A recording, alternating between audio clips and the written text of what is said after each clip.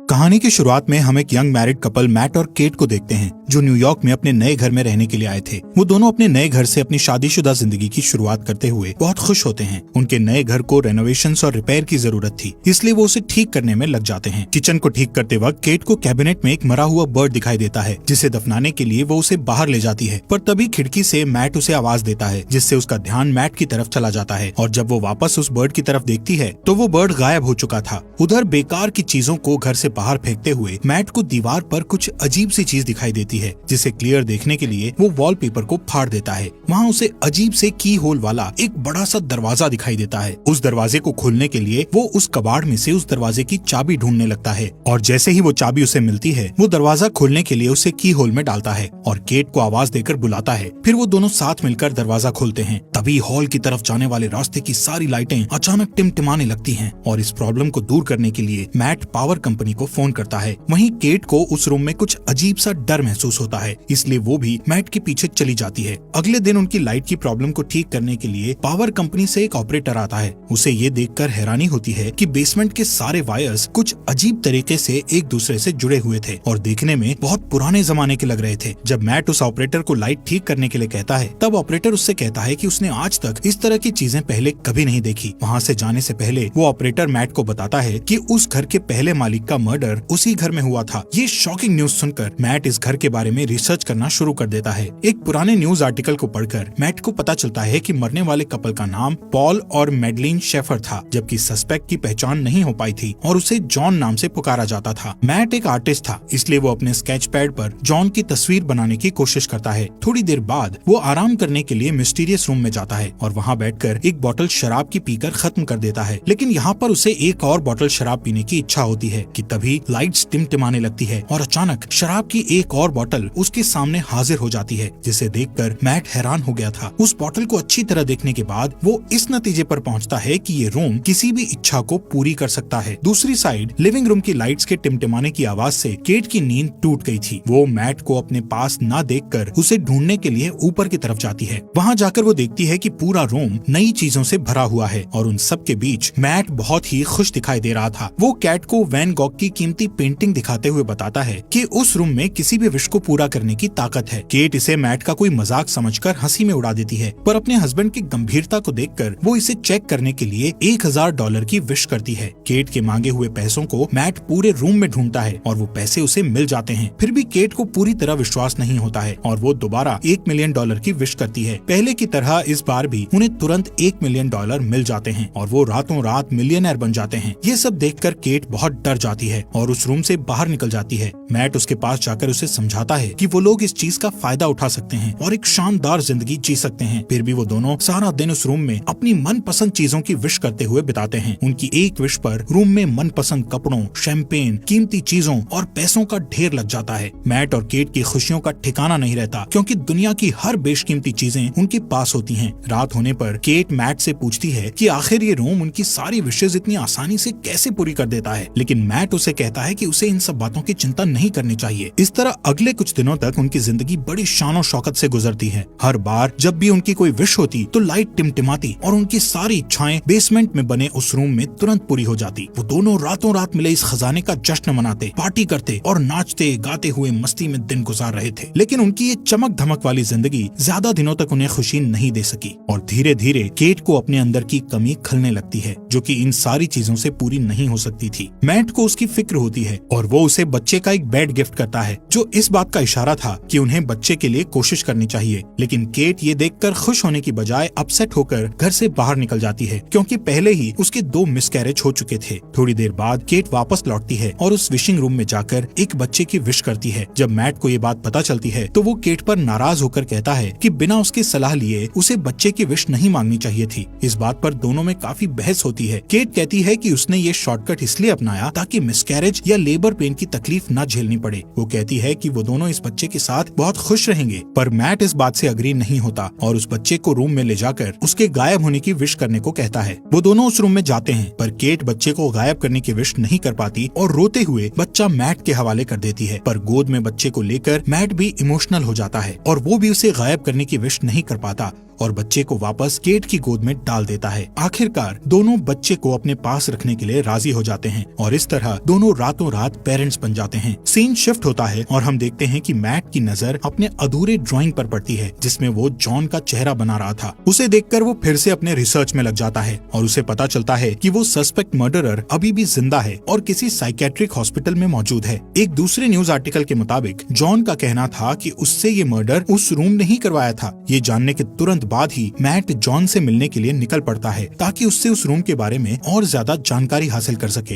Hospital पहुंचने पर nurse उसे वार्न करती है कि लास्ट 45 सालों में न्यूज रिपोर्टर्स के अलावा कोई भी जॉन से मिलने नहीं आया। ये सुनकर मैट खुद को भी एक रिपोर्टर के रूप में पेश करता है। आखिरकार बूढ़े हो चुके जॉन के साथ मैट की फेस टू फेस मुलाकात होती है और वो उससे उस घर और खासकर उस मिस्टीरियस रूम के बारे में पूछने लगता है। चेहरे पर एक शैतानी मुस्कुराहट के साथ जॉन उसे बताता है कि वो इस पल का बरसों से इंतजार कर रहा था जब मैट उससे शेफर को मारने की वजह पूछता है। तब वो कहता है कि इसके अलावा उसके पास और कोई चारा नहीं था। फिर बात को बदलते हुए वो मैट को जितनी जल्दी हो सके उस घर को छोड़ देने के लिए कहता है और कहता है कि जिस इंसान की इच्छाएं पूरी नहीं होती उससे ज्यादा खतरनाक वो इंसान होता है जिसकी सारी इच्छाएं पूरी हो जाती हैं। इसके बाद मैट घर लौटते वक्त एक गैस स्टेशन पर गैस डलवाने के लिए रुकता है, पर जैसे ही वो अपने वॉलेट से पैसे निकालता है तो देखता है कि उसके सारे पैसे डस्ट बन जाते हैं। ये देखकर वो तुरंत घर पहुंचता है और इस बात को कंफर्म करने के लिए उस रूम में रखे सारे पैसों को बाहर फेंक देता है। साथ ही वैन गॉग की उस पेंटिंग को भी दरवाजे के बाहर रख देता है। फिर उन सारी चीजों को डस्ट में बदलते हुए देखकर वो समझ जाता है कि वो लोग उस रूम से मिली किसी भी चीज को घर के बाहर नहीं ले जा सकते, नहीं तो वो सारी चीजें डस्ट में बदल जाएंगी। मैट गुस्से में दीवार को तोड़ देता है ताकि रूम की मिस्ट्री को जान सके, पर उसके अंदर उसे उलझी हुई वायर्स के सिवा कुछ नहीं दिखाई देता। उन वायर्स को ट्रैक करना मैट के लिए नामुमकिन था। फिर वो दीवार पर लगे कुछ वॉलपेपर्स को फाड़ता है तो उसे वहाँ उस घर का मैप दिखाई देता है जिसमें उसे सारे वायर्स के कनेक्शन की जानकारी मिलती है। इसी बीच केट बच्चे को गोद में लिए बाहर की तरफ चली जाती है, पर मैट उसे ये कहकर रोक देता है कि बच्चे को बाहर ले जाना सेफ नहीं है। वो उसे असल वजह नहीं बता पाता। कुछ दिनों बाद एक दिन बच्चा किसी दर्द की वजह से जोर जोर से रोने लगता है और केट से नहीं संभलता। तब मैट उसकी हेल्प करने के लिए बच्चे को गोद में ले लेता है और उसे चुप कराने के लिए बाहर निकल जाता है, पर कुछ ही सेकंड्स में वो बच्चा बड़ा होने लगता है और जब वो लोग वापस घर में घुसते हैं तो देखते हैं कि वो एक बड़ा बच्चा बन चुका था। उस रात मैट केट को बताता है कि वो रोम उनकी हर विश को पूरी कर सकता है, पर वो उसकी दी हुई चीजों को घर से बाहर नहीं निकाल सकते, वरना वो चीजें पुरानी होकर डस्ट में बदल जाएंगी। ये सुनकर केट को बहुत दुख होता है और वो कहती है कि उनका बच्चा कोई सामान नहीं है जिसे वो लोग बाहर नहीं ले जा सकते। उसे अपने बच्चे से बहुत लगाव होता है। वो उसे अपना बेटा ही मानती है और उसका नाम शेन रखती है। अगले कुछ दिनों तक केट शेन को घर पर ही पढ़ाती है और उसे समझाती है कि वो घर के बाहर नहीं जा सकता क्योंकि बाहर डेंजरस जर्म्स हैं जो उसे नुकसान पहुंचा सकते हैं। एक दिन जब केट उसे पढ़ा रही होती है तो वो बाहर जाने की जिद करने लगता है। वो कहता है कि उसने जिंदगी में एक बार भी घर के बाहर कदम नहीं रखा। उसे घर के अंदर सिर्फ दीवारें देखना अच्छा नहीं लगता था, लेकिन केट उसकी सेफ्टी के लिए उसे बाहर नहीं जाने दे सकती थी। इसलिए वो हर बार घर के अंदर आते और घर से बाहर जाते समय दरवाजे पर ताला लगा दिया करती थी ताकि शेन गलती से बाहर कदम ना रख सके। एक दिन उसे मैट का ऑर्डर दिया हुआ एक पैकेज मिलता है तो वो उसे लाकर मैट को दे देती है, पर गलती से फ्रंट डोर लॉक करना भूल जाती है। मैट को पार्सल के अंदर एक ब्रांड न्यू गन मिलती है जिसे वो संभाल कर रख देता है। इस बीच केट पियानो बजाने में बिजी हो जाती है और मौके का फायदा उठाकर शेन चुपके से फ्रंट डोर की तरफ बढ़ता है। वो बाहर की दुनिया देखने के लिए बहुत एक्साइटेड था, इसलिए अपने हाथ को दरवाजे से बाहर निकालकर ताजी हवा को महसूस करता है कि तभी केट की नजर उस पर पड़ती है। वो दौड़कर उसके पास जाती है और अपने बेटे को गले लगा लेती है। उसे सही सलामत देखकर केट को राहत मिलती है। फिर मैट और केट दोनों मिलकर शेन को बाहर जाने से रोकने के लिए पूरे घर की खिड़कियों में लकड़ी के तख्ते लगा देते हैं। उस रात केट की नींद खुलती है तो वो देखती है कि शेन उसकी बेड के पास खड़ा है और वो उससे उसके पास सोने की परमिशन मांगता है। फिर शेन उससे कहता है कि वो हमेशा उसके साथ रहना चाहता है, जिसे सुनकर वो प्यार से उसे अपने गले लगा लेती है। शेन को उसकी बातों से तसल्ली नहीं मिलती और वो कुछ सोचने लगता है। फिर हम देखते हैं कि अगले कुछ दिन मैट अपने गन से शूटिंग की प्रैक्टिस करता रहता है।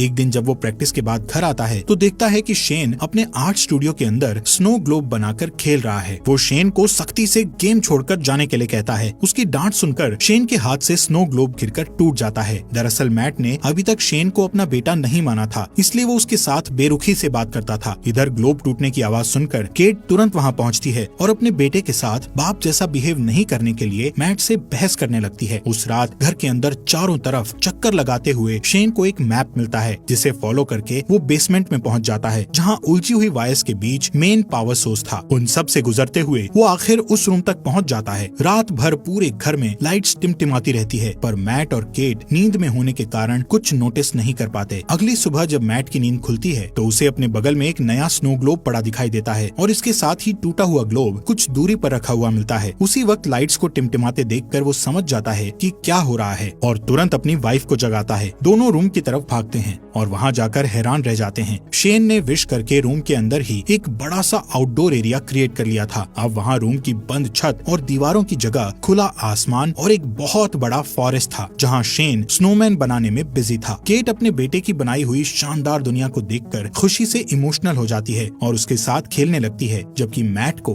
बहुत गुस्सा आता है और वो उसे हाथ पकड़कर वापस घर के अंदर ले आता है। इस घटना से दोनों के बीच शेन को रूम में जाने और खेलने देने की बात पर बहस होने लगती है। मैट कहता है कि ये खतरनाक हो सकता है, पर केट को ऐसा नहीं लगता। उनकी बहस चलती रहती है कि तभी फोन की घंटी बजती है और परमिशन नहीं होने के बावजूद शेन फोन उठा लेता है, पर जल्दी ही मैट उससे फोन छीनकर खुद बात करने लगता है। दूसरी तरफ जॉन की आवाज सुनकर उसे हैरानी होती है। शेन से बात करके जॉन को पता चल चुका था कि उन लोगों ने एक बच्चे की विश की थी। उधर किचन में रखे एक दूसरे फोन से केट उन दोनों की सारी बातें चुपके से सुन लेती है। जॉन उससे कहता है कि शेन को बाहर की दुनिया में आजादी से घूमने देने के लिए उसे केट की जिंदगी की कुर्बानी देनी पड़ेगी, यानी जब केट मर जाएगी तो शेन पूरी तरह से आजाद हो जाएगा और एक नॉर्मल इंसान की तरह जी सकेगा। फिर उसकी उम्र भी नॉर्मल इंसान की तरह ही बढ़ेगी। वो मैट को ये राज भी बताता है कि वो भी रूम का ही दिया हुआ एक बच्चा था। तब उसकी माँ ने उसके बाप को मार डाला था और उसे बड़ा करके खुद को मारने के लिए कहा था ताकि उसका बेटा आजाद हो सके। फिर वो मैट से कहता है कि उसके पास दो ऑप्शंस हैं, या तो वो केट को मारकर शेन को बचा सकता है या फिर शेन को मारकर केट को बचा सकता है। ये सारी बातें सुनकर केट को बहुत दुख होता है और वो घर छोड़कर चली जाती है, जिससे मैट को उसकी फिक्र होने लगती है। केट खुद को मारने के लिए अपनी कार का एक्सीडेंट करना चाहती थी, पर वो ऐसा नहीं कर पाती। इधर घर पर शेन के साथ मैट का बिहेवियर पागलों जैसा हो जाता है और वो उसकी सारी चीजें फेंक देता है, यहाँ तक कि उसका स्टूडियो तक तहस नहस कर डालता है। फिर थोड़ी देर बाद वो शेन के लिए डिनर तैयार करता है, जो कि कुछ दूर रखे डाइनिंग टेबल पर बैठा होता है। शेन उससे ढेर सारे सवाल पूछने लगता है, जिससे चिढ़कर वो शेन को बता देता है कि वो उनका असली बेटा नहीं है और ना ही उसके कोई पेरेंट्स हैं। इतना ही नहीं, वो गुस्से में आकर शेन को फ्रंट डोर से बाहर निकाल देता है, पर शेन डरकर वापस ऊपर चला जाता है। कुछ ही देर में मैट को अपनी गलती का एहसास होता है और वो शेन के रूम में जाकर उससे माफी मांगने लगता है। फिर शेन उसे स्टोरी पढ़कर सुनाने को कहता है और सारी रात वो दोनों साथ में सोते हैं। जब केट वापस घर लौटती है तो उन दोनों को एक साथ सोते देखकर उसे बहुत अच्छा लगता है। उस रात मैट और केट दोनों इंटीमेसी में बिजी होते हैं कि शेन छुप कर उन्हें देख लेता है। फिर वो उनके सोने का इंतजार करता है और जैसे ही वो सोते हैं शेन चुपके से फ्रंट डोर की चाबी चुरा लेता है। अगले दिन सुबह मैट और केट फ्रंट डोर को खुला देखकर समझ जाते हैं कि शेन बाहर गया होगा। तभी घर के एक अलग हिस्से में शेन को देखकर